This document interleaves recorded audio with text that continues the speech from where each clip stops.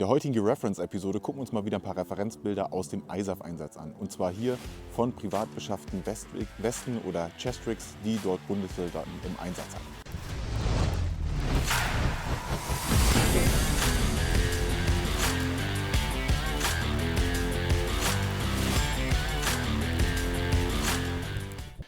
Herzlich willkommen hier zurück auf dem Gear Reference Kanal. Ja, noch sind wir draußen in der Natur, beziehungsweise im Garten. Nachher die Szenen sind dann wieder aus dem üblichen Keller gefilmt. Und zwar geht es heute um privat beschaffte Ausrüstung, gerade heute im Fokus Chestrix und Kampfmittelwesten, die dann von Soldaten im ISAF-Einsatz getragen wurden. Hier ist dann primär der Zeitraum, so die frühe Phase, bis ich glaube, das späteste Bild ist dann so 2011 oder 2012. Erstmal. Das Video wäre eigentlich ein langes gewesen. Leider muss ich es in zwei Teile teilen, weil mir zwischendurch diese Kamera, zu der ich gerade spreche, einfach ausgegangen ist. Ich das über das Stativ gar nicht gesehen habe und ich jetzt nur die Aufnahme vom Laptop habe, wo ich mitgefilmt habe. Deswegen gibt es jetzt erstmal den ersten Teil. Und im ersten Teil gucken wir uns die Marken an: 75 Tactical, ATXS, Heim, KHS. Das sind so die ersten Stücke. Das sind unterschiedliche Anzahlen von Ausrüstungsteilen, die ich da gefunden habe. Und da möchte ich euch dann einmal immer das Referenzbild zeigen und dann vielleicht, wenn ich es gefunden habe, nochmal ein Referenzbild vom Originalartikel, weil ich tatsächlich nicht alle davon da habe. Man muss ja auch nicht alles haben. Und deswegen gehen wir erstmal in dieser Phase in die Marken und danach geht es dann weiter mit noch Lindenhof-Taktik, Miltec, MMB, Saber, Stratagem und Tecgear sowie noch Tasmanian Tiger. Da fehlt natürlich jetzt noch ein ganz großer Batzen, aber das werde ich jetzt nochmal neu aufnehmen und dann fürs nächste Mal aufbereiten. Aber damit ihr schon mal was zu gucken habt, gibt es somit jetzt schon mal den ersten Teil. So, dann starten wir mal mit dem ersten Bild und wir fangen mit der ersten Brand an, 75 Tactical. Und zwar hier das 75 Tactical Alpha Chestrick in Tropentarn. Zum Chestrick mal, das ist das einzige Referenzbild, was ich von diesem Chestrick in Tropentarn kenne. Ist aus der KISOM Missions Afghanistan aus dem Spezial. Hier ein Bild aus dem Jahre 2010. Soll Angehörige einer Drohneneinheit, Luna, was auch immer zeigen. Hier ein Offizier der Luftwaffe, der eben dieses Chestrick trägt. Zum Chestrick ist halt ein ganz klassischer Aufbau. Erinnert so ein bisschen an das ATXS Chestrick. Auch das haben wir hier noch mit drin, will ich aber gar nicht so tief dann drauf eingehen, weil da kommt noch mal ein ganzes Video zu. Aber wir haben hier halt 3 Magazintaschen, an der Seite 2 Mehrzwecktaschen, dann sind nochmal 2 aufgesetzte Taschen dran für so ein P8-Magazin, Tool oder ähnliches. Hier oben auch so ein typisches Kompassfach. Da ist noch eine Flauschfläche drauf. Hier sehen wir auch so ein paar IR-Patches und hier hinten haben wir noch so ein integriertes Pistolenholster, auch ähnlich wie beim ATXS. Hier eben auch die P8 drin. Ja, am Träger dann nochmal eben hier so eine kleine, vielleicht Handgranate, Kompasstasche, drunter eben nochmal eine Funkgerätetasche. Genau. Und hier wird die Konfiguration genutzt, dass die Magazintaschen offen getragen werden, halt mit dem Bungee-Strap. Gibt es aber auch noch die Klappen für, zeige ich aber gleich beim Produktbild, weil für einige Westen konnte ich noch Produktbilder finden. Ja, hier dann einmal mit den besagten Klappen, Chestrick Design, gerade der Taschen erinnert halt super stark an 75 Tactical. Jeder, der da so ein bisschen drin ist, wird es gleich wieder erkennen. Und hier sehen wir nochmal das Holster von der Seite. Ja, wie eben erwähnt, hier nochmal die zweite Möglichkeit. Einfach durch Klett werden die Abdeckung gehalten, kann man halt dementsprechend entfernen. Hier ein Bild vom 75 Tactical Yankee 5 Chestrick. Das habe ich bei Foto BW gefunden. Ähnliches Design, ähnlicher Aufbau, habe ich auch ganz selten nur gesehen, also auf jeden Fall nicht so oft im Einsatz oder auf Einsatzbildern. Erinnert ein bisschen an das Tasmanian Tiger MK2. Gehen wir jetzt mal auf das Produktbild, hier die Flecktarn-Version und gerade hier mit den integrierten Magazintaschen und den ja, auch ähnlich geformten Mehrzwecktaschen an der Seite. Erkennt das, glaube ich, der eine oder andere vom MK2. Natürlich Harness ist ganz anders, aber ich glaube, jeder weiß, was gemeint ist. Hier an den Seiten haben wir wieder die kleineren Taschen, hier auch eben für Pistolenmagazine oder ähnliches, wie wir das gerade eben auch beim Alpha hatten. Jetzt mal was Besonderes, hier Feldjäger, vielleicht Personenschützer. Und da haben wir hier nämlich nochmal ein Stück von, was heißt ein Stück, viel von 75 Tactical. Und zwar ist das die Weste Gamma 30, eine Netzweste, die mit ich mal, einen Reißverschluss und den Plastikschnellverschlüssen geschlossen wurde und hier eben auch die komplette Weste bestückt mit 75 Tactical Taschen. Ich glaube auch, dass diese Weste so vor kurzem bei eBay Kleinanzeigen verkauft wurde. Leider war ich da ein bisschen zu langsam. Habe ich erst später gefunden, als ich hier weiter recherchiert habe. Aber das wäre natürlich ein Schnapper gewesen für den Preis. Die Weste gibt es aber noch bei Recon Company. Hier habe ich einmal einen kleinen Screenshot gemacht. Hier nochmal Einsatzweste Gamma 30, ja genau. Und hier sehen wir dann nochmal die Weste im Detail. Hier auch nochmal die Reißverschlüsse. Das haben die anderen Versionen nicht. Da musste ich selber nämlich erst nochmal gucken, welche Version es ist. Aber es ist eben genau dieses Modell. Hier nochmal die Abdeckung unten, wie wir auch gerade eben gesehen haben, wo der Dump Pouch getragen wurde. Und hier eben nochmal die Weste im Detail.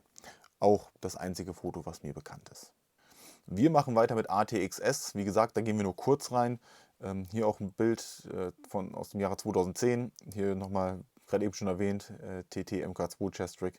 Aber hier drüben haben wir gleich schon mal das erste ATXS Chest-Rig im Einsatz. Hier gehen wir jetzt auch noch mal kurz 3 Bilder durch.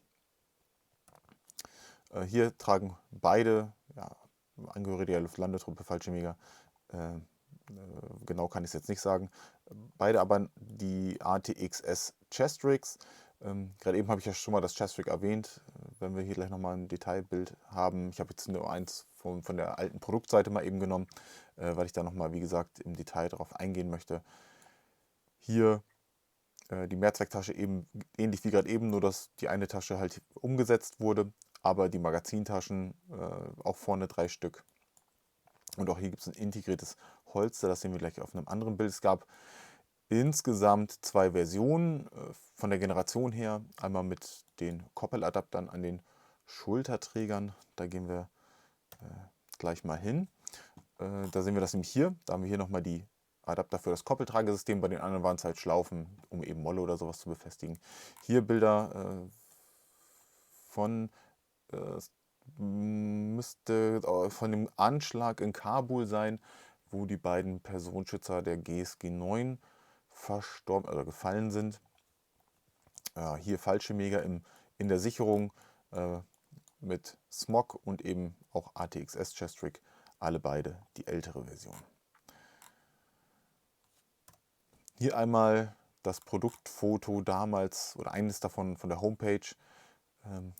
Damals 120 € war eine der teureren Optionen, würde ich mal sagen, aber das Geld war absolut gut angelegt. Also das Chest Rig ist einfach auch für die damalige Zeit top gewesen, ist immer noch top. War super weit verbreitet, gerade in der Luftlandetruppe. Ist auch eines der ersten Chest Rigs, die ich so gesehen habe bei Kameraden, als ich dort in den Dienst gegangen bin. Sind schon echt gut, aber wie gesagt, da mache ich mal ein Video im Detail zu, deswegen lassen wir das jetzt nur ganz kurz mal eben. Wir sind bei der Firma Heim, kennt auch der eine durch die Multifunktionsweste, auch ein Hersteller davon, aber hier haben wir ein kleines Chest Rig und dieses Chest Rig war auch bis vor 1, 2, 3 Jahren noch gelistet, auch im ASMC leider nicht mehr auffindbar dort. Deswegen, ich habe leider die genaue Bezeichnung nicht mehr im Kopf. Es lief damals unter Chest Rig Intervention bei KHS. Die Heim-Version ist ein bisschen unterschiedlich, zeige ich euch gleich nochmal. Hier drüben Tech Gear Chest Rig Standard, da kommen wir aber noch zu, wenn wir beim Ordner Tech Gear sind. Hier auch im Einsatz im Raum Kundus, meine ich. Hier der G3ZF-Schütze haben wir gleich nochmal aus einem anderen Winkel. Hier sehen wir nochmal das Chest Rig ein bisschen genauer. Hier machen wir sehr elegant dieses Pistolenholster dran. War wahrscheinlich eine Art Notlösung.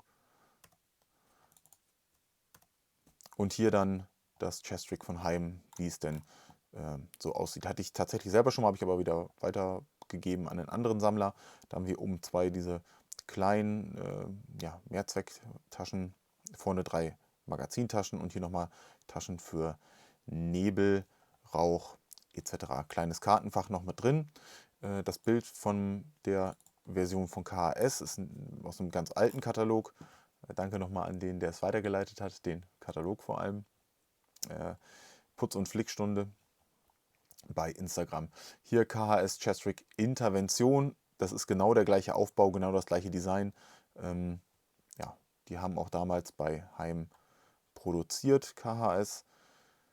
Hier aber noch vorne die Magazintaschen mit anderen Verschlüssen. Später dann, als Heim direkt hergestellt hat, ohne Verschlüsse, nur noch mit Klett. Hier 299 € im Vergleich zum ATX-S. Hätte ich auf jeden Fall eher nicht zugegriffen. Da wäre ich wahrscheinlich eher bei ATX-S hängen geblieben.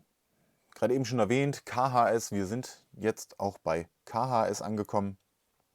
Hier in der Runde ist natürlich recht viel zu sehen, aber wir wollen genau hier vorne hingucken. Und zwar ist das Chestrick von KHS, was eigentlich ein Nachbau vom High-Speed Gear International Denali Chestrick ist. Also tatsächlich eine Kopie.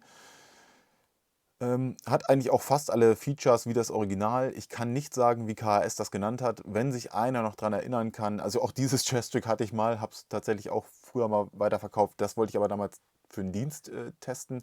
Da war ich aber mit den Magazintaschen nicht ganz so zufrieden. Jedenfalls meine Ausführung hat mit Doppel-G36 Magazin recht schlecht funktioniert. Deswegen weitergegeben. Ich zeige euch aber gleich nochmal ein Produktfoto. Das ist so ein super überladenes Chestrick. Das kennen wir von HSGI, High Speed Gear International. Aber ein cooles Stück eigentlich. Und das ist auch das einzige Bild, wo ich das jemals so gesehen habe. Hier von der Seite kann jeder nach meinen Link gucken. Auch so ein Collector. 3 Magazintaschen vorne, hier die Mehrzwecktaschen. Bei dem Original sind hier noch weitere Taschen dran. Für Flashbangs, Handgranaten etc. Da geht wirklich noch mehr rein. Und hier eben nochmal so ein Part, den man mit einem Reißverschluss anbringen kann für Seil und Rauch und keine Ahnung was. Also auch das Original habe ich noch hier. Müssen wir uns auch nochmal angucken. Auf jeden Fall eine spannende Geschichte und ich habe immer gedacht, ich werde davon niemals ein Referenzbild sehen, aber ich habe tatsächlich noch eins gefunden. Hier haben wir die KHS CCG-Weste. Vermutlich. Es gibt auch einen Nachbau vom MMB, aber die haben eigentlich andere Verschlüsse. Die sehen ein bisschen anders aus. Und hier, das sieht ganz klar nach den typischen Steckschließen, wie sie auch bei anderen KHS-Produkten genommen wurden, wie hier, nur halt eben in beige. Das ist recht selten, dass das was heißt selten? Ich habe es bei MMB-Produkten nie gesehen, die aber viel von KHS und anderen Firmen halt kopiert haben. Deswegen gehe ich hier davon aus, dass es wahrscheinlich eine Original-CCG-Weste ist oder vielleicht eine ganz frühe Kopie von MMB. Hier mal ein Modell in Woodland. An der Seite auch schon Pals angebracht und hier halt eben dieser Aufbau mit den Doppelmagazintaschen, hier nochmal Mehrzwecktaschen. Und wir sehen auch hier so vom Schnitt her, dass das so an die britische Ops-Weste rankommt. Was heißt rankommt, ist davon auf jeden Fall inspiriert. Also der ganz normale, was ich mal so nenne, Waistcoat, den es auch dann in DPM, DDPM gab, so als Grundweste, erkennt man schon ganz gut wieder. Hier habe ich ein Foto, das habe ich in einem Software-Forum gefunden. Da konnten wir uns hier nochmal die Rückseite ansehen. Also auch hier voll mit Pals bepflastert und der Möglichkeit, nochmal eine Tasche über Reißverschluss anzubringen. Auch das ist also nicht wie heutzutage nichts Neues, sondern das gab es alles schon mehr. Heute haben wir das ganz viel bei JPC etc., dass man so nochmal Sachen anbringen kann. Damals war das halt auch schon was. Hier die KHS-Weste, Intervention, doch man kann es halbwegs erkennen. Gibt es auch verschiedene Versionen, ich habe auch beide hier, auch die müssen wir uns nochmal im Detail angucken. Da gebe ich euch gleich nochmal hoffentlich ein Foto, wenn es funktioniert hat. Hier aus dem Katalog, auch da danke nochmal. Hier sehen wir nochmal die Rückseite mit den Feldflaschentaschen, ähnlich wie bei der israelischen Kampfmittelweste, die ich schon mal gezeigt habe. Und hier eben noch die Vorderteile. Und das ist eben genau das, was wir hier gut erkennen können. Hier die Feldflaschentaschen, auch hier wegen dem Verschluss ganz gut zu erkennen. Hier oben die Mehrzwecktasche. Und auch die hat MMB kopiert und auch die werden wir hier noch in der Reihe sehen. Gehen wir hier nochmal kurz hin.